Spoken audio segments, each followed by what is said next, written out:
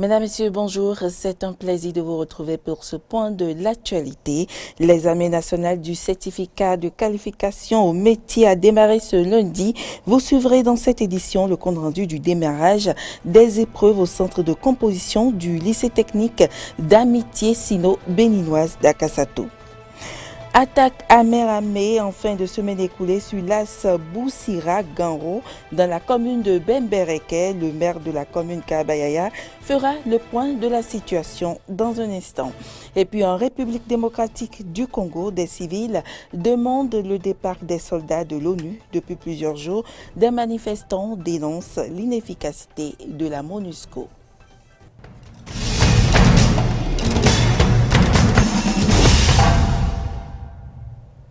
Bienvenue à toutes et à tous. Depuis la matinée de ce lundi 26 avril, les artisans du Bénin prennent part à l'édition 2021 du certificat de qualification au métier CQM sur toute l'étendue du territoire national. Au centre de composition du lycée technique d'amitié sino-béninoise d'Akasato, ils sont nombreux. Ces artisans ont fait valoir leurs compétences en 15 métiers différents. Samson Oké et Romaric de Vauchy pour le compte rendu.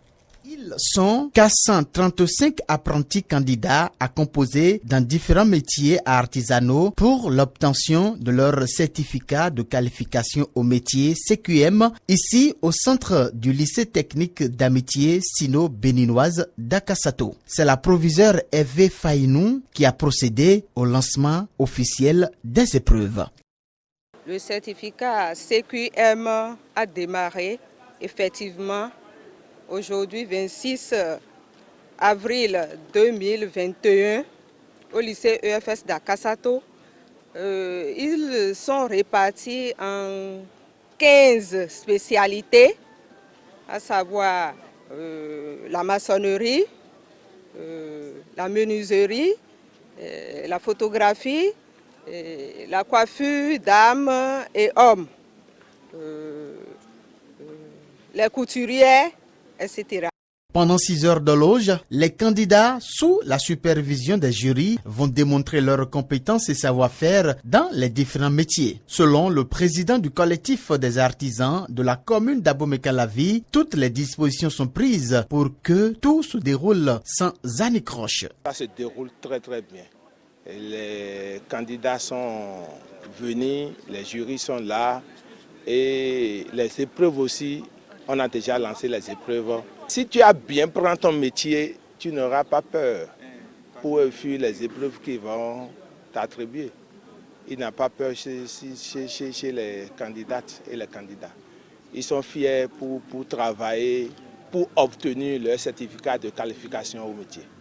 Répartis dans 5 centres de composition, ils sont 862 candidats dans 15 différents métiers pour le compte de la commune d'Abomey-Calavi.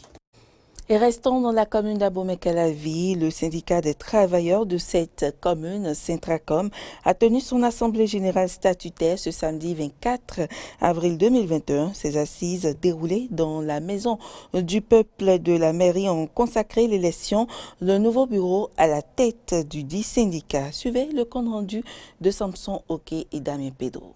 Le syndicalisme à l'épreuve de la gouvernance politique et économique à Abomey-Calavi dans un contexte de réforme politico-administrative. C'est bien le thème qui a nourri les réflexions pendant cette assemblée générale statutaire du syndicat des travailleurs de la commune d'Abomey-Calavi, Syntracom. Selon Anselme Amoussou, secrétaire général de la Confédération des syndicats autonomes du Bénin, CSA Bénin, le choix de ce thème montre la maturité des travailleurs de la mairie de Calavi dans la lutte syndicale.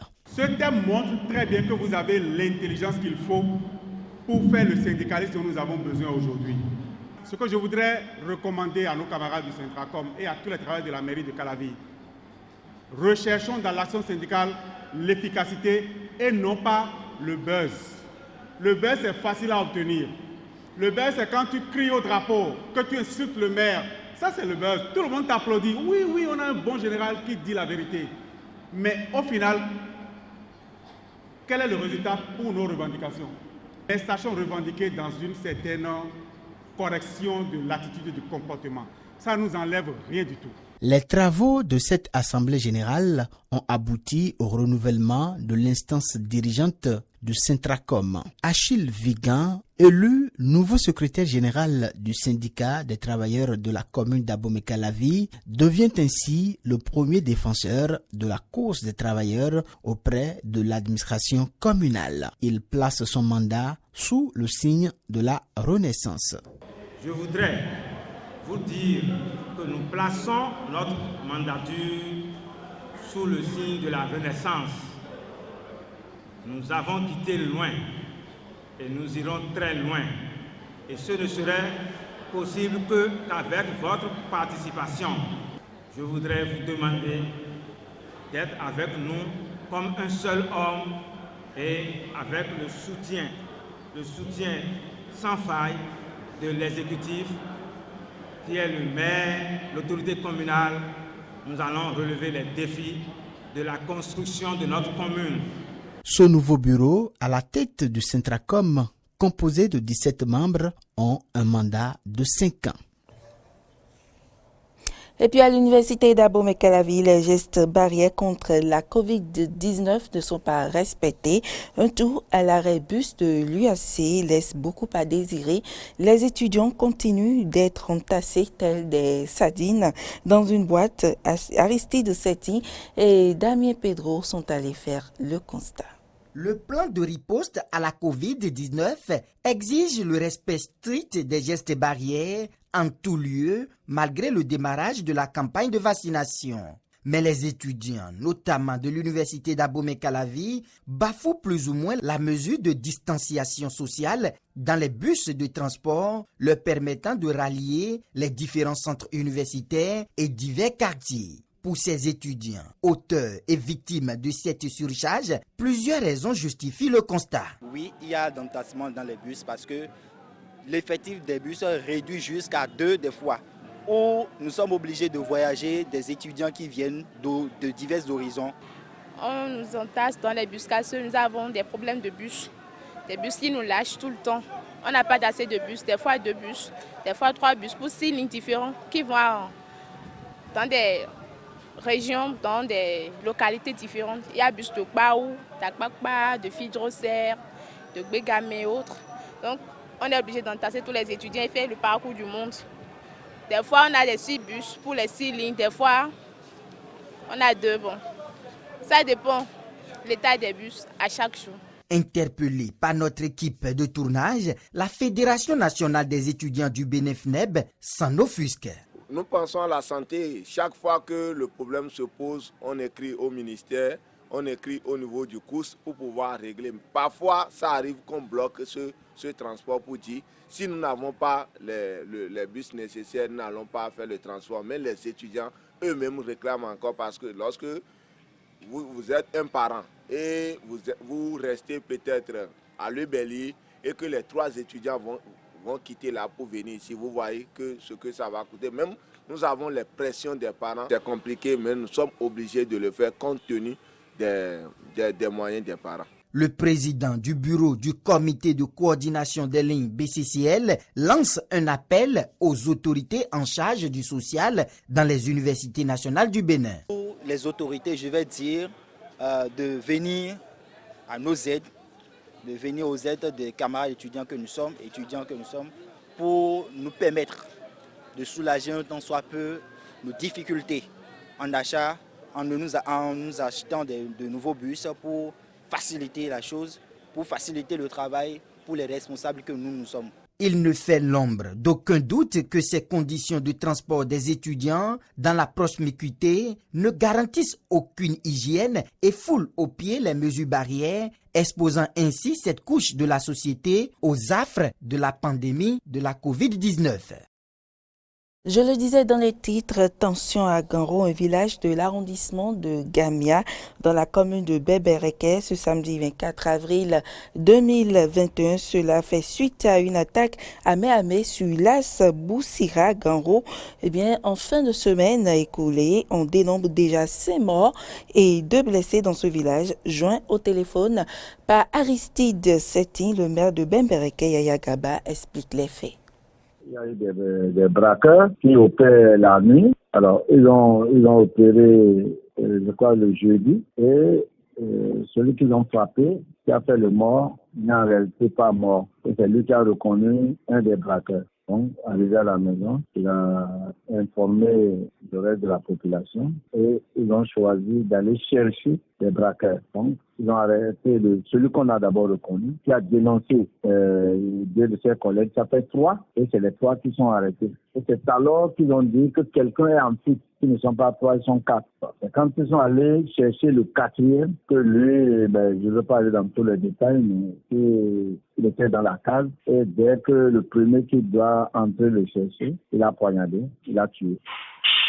Donc du coup, les gens ont d'abord tué sur place celui-là, avant de revenir dire que les 3 autres, là, il ne faut pas les laisser, et les ont tués. Donc, eux, ils ont réussi à tuer un premier, celui qui l'a tué est mort, plus maintenant les 3 autres qu'on avait gardés, que la population a. Donc, ça fait 5 morts en réalité. Donc, voilà globalement ce qui s'est passé. Pas encore, parce qu'ils ont commencé les interpellations dans le délégué, et là, la population remonte encore, comprenez. Donc, le délégué a été interpellé, et le reste de la population se soulève encore. Donc, le calme n'est pas encore revenu. Si j'ai un appel à faire, c'est de dire de laisser la police républicaine faire son travail. Surtout les indélicats doivent être confiés à la police. À l'instant, Yaya Gaba, maire de la commune de Bembereke. L'actualité sur le continent en République démocratique du Congo. Des civils demandent le départ des soldats de l'ONU depuis plusieurs jours. Des manifestations dénoncent l'inefficacité de la MONUSCO, une opération de paix qui dure depuis plus de 20 ans, malgré les 20 000 hommes déployés sur place et le milliard de dollars investis chaque année.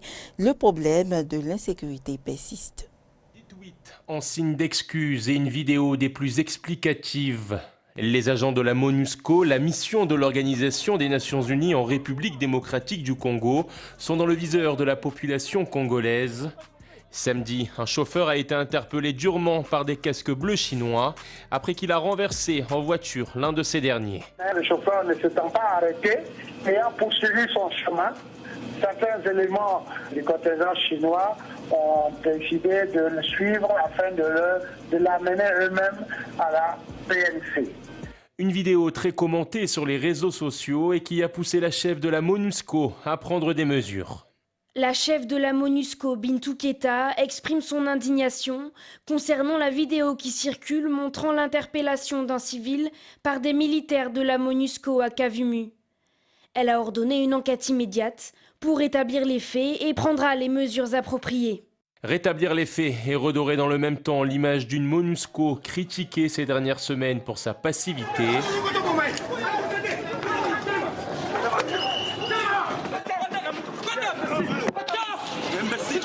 Les manifestations se multiplient en effet pour dénoncer les massacres de civils, cibles présumées des combattants des forces démocratiques alliées.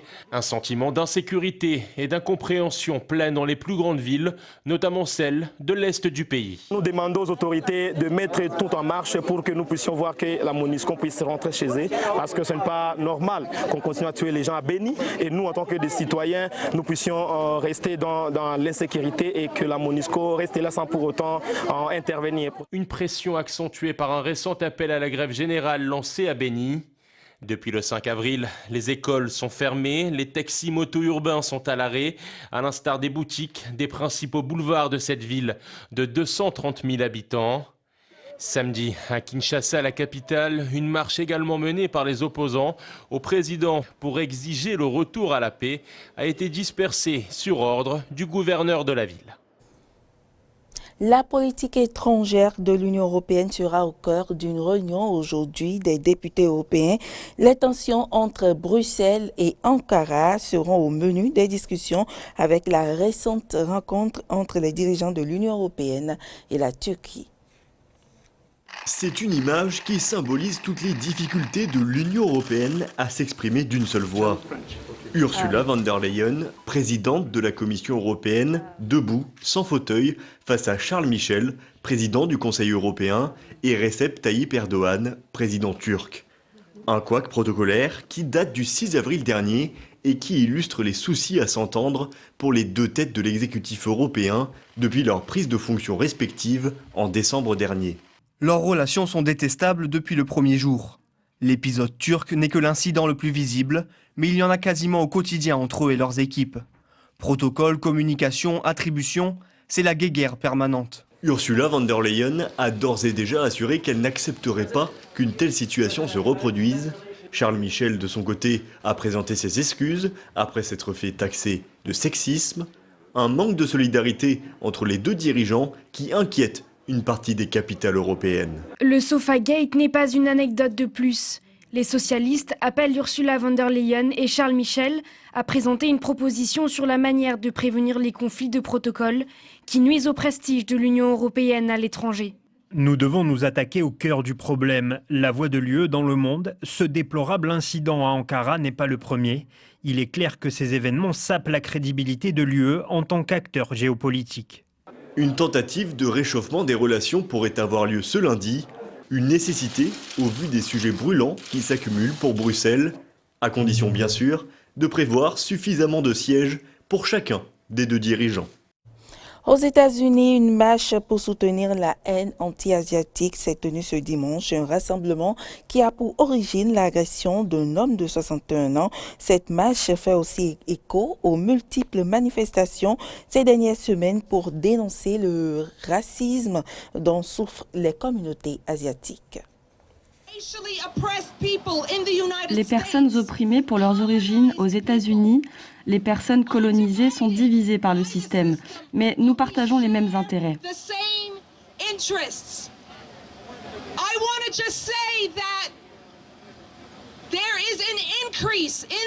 Je voulais dire que la violence anti-asiatique a augmenté de 1900% dans cette ville.